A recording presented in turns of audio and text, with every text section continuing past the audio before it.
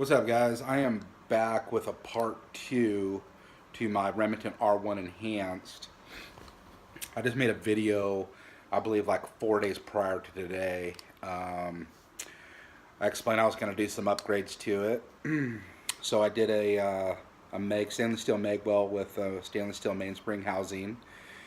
The factory mainspring housing was polymer, so I changed all those out on my 1911s. I did a.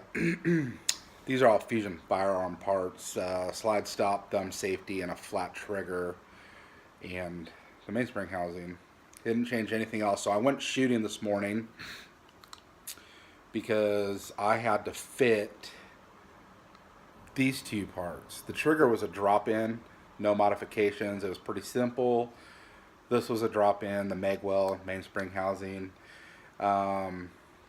So the main reason I wanted to go shooting is anytime you upgrade parts, um, I you do whatever you want, but I don't trust dropping in parts in a firearm that you're possibly going to rely on and it not function 100%.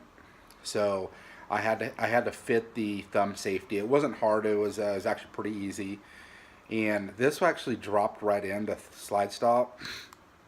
But when I got to the range this morning, um, oh, no mag, safety check. So anyway, I'm not sure how well I can get that. But you see the slide stop there on the inside? I had to file away on the bottom portion.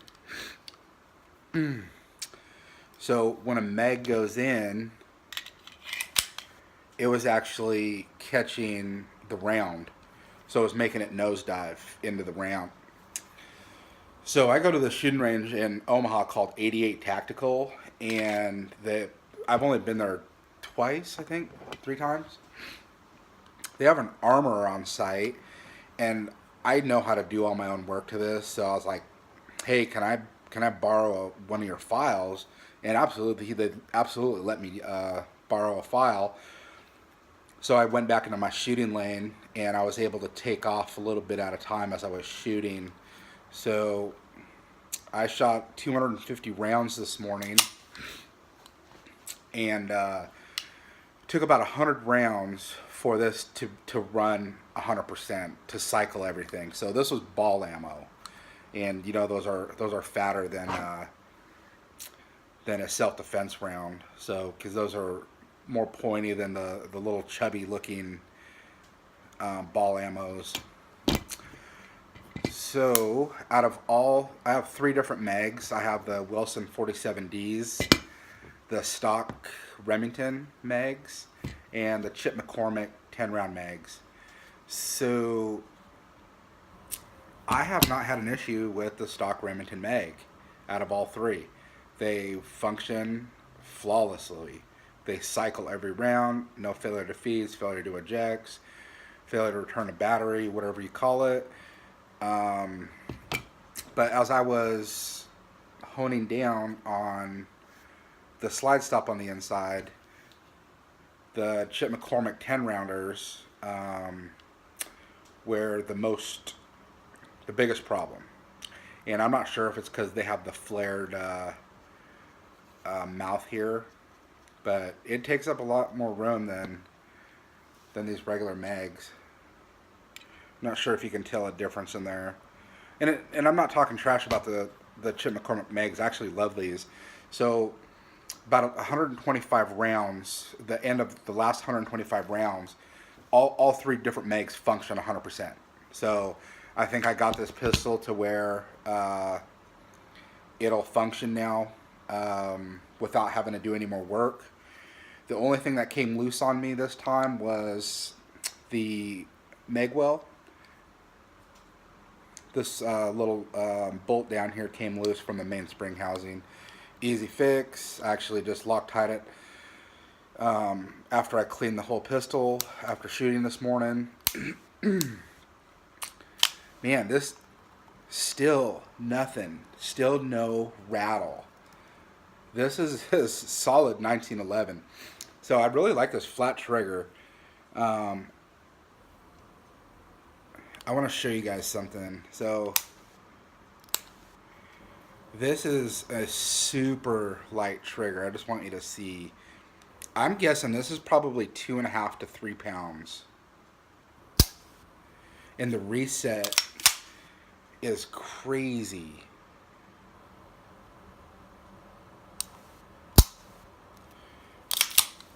So mind you, this is a drop-in trigger. I did nothing to it. All I did was pull my other one out, cleaned everything out, greased the rails, and dropped this one in, reassembled it, and it fires. So now, whether you have a 1911, Glock, M&P, High Point, whatever floats your boat, if you start adding some ninja stuff to it, don't think it's ready to carry. Go shoot that pistol, and at least, I would say at least a minimum, run 100 rounds through it before you start carrying that thing around. I used to do that years ago, thinking it was ready to go out of the box as soon as I put in a new trigger, or I don't know, something fancy that I thought looked cool on my gun. And you know, sometime down the road, when a bunch of buddies and I decided to go shooting, my pistol would not shoot, would not fire. So thank God I was never in a situation where I needed to actually use that pistol.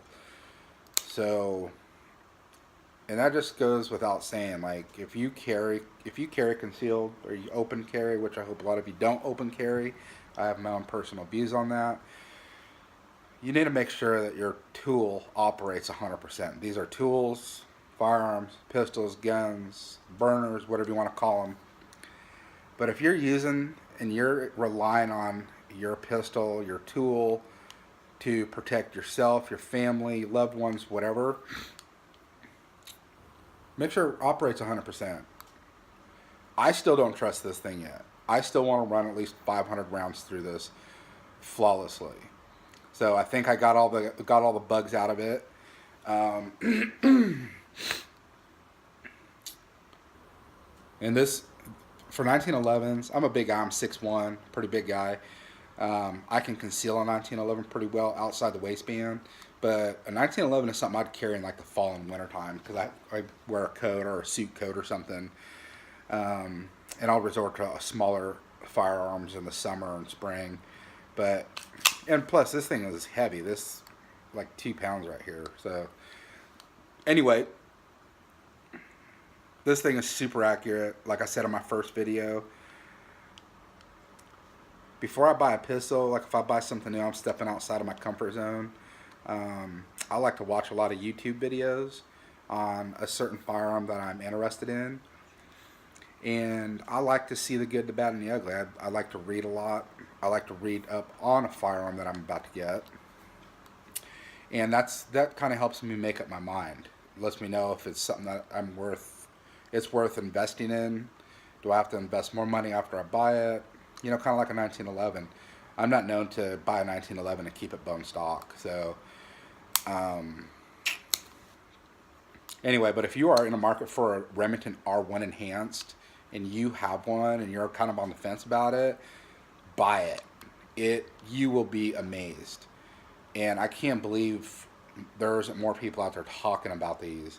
Now, I'm sure there's other 1911s out there in the same realm as the R1 Enhanced that shoot just as great and everything, but I have not heard much about the Remington R1. So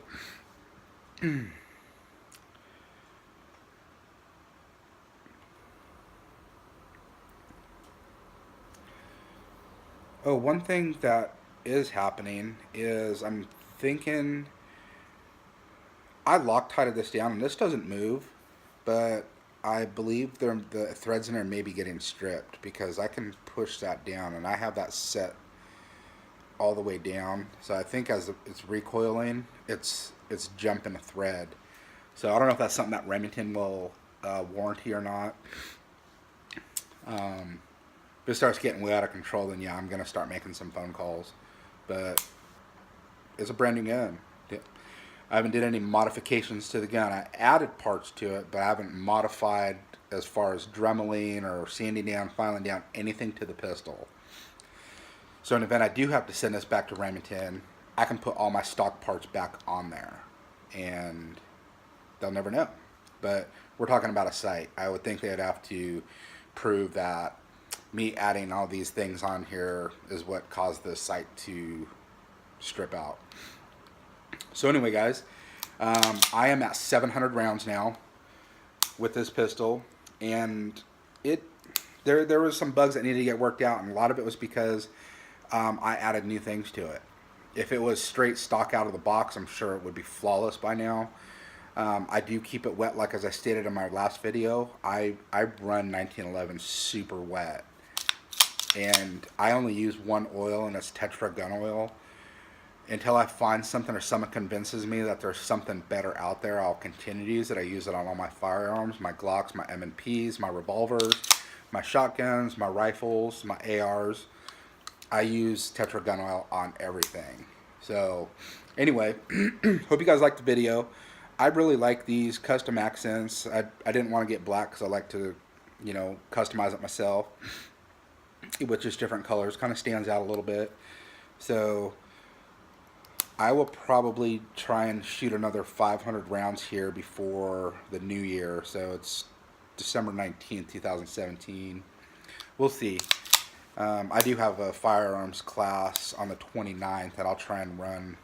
They only wanted us to bring like 100 rounds that day, but I'm going to try and run 500 through this. And I'll bring a backup pistol in case this becomes a problem where I'm slowing the class down or I'm falling behind on something. So I'm sure they wouldn't appreciate that.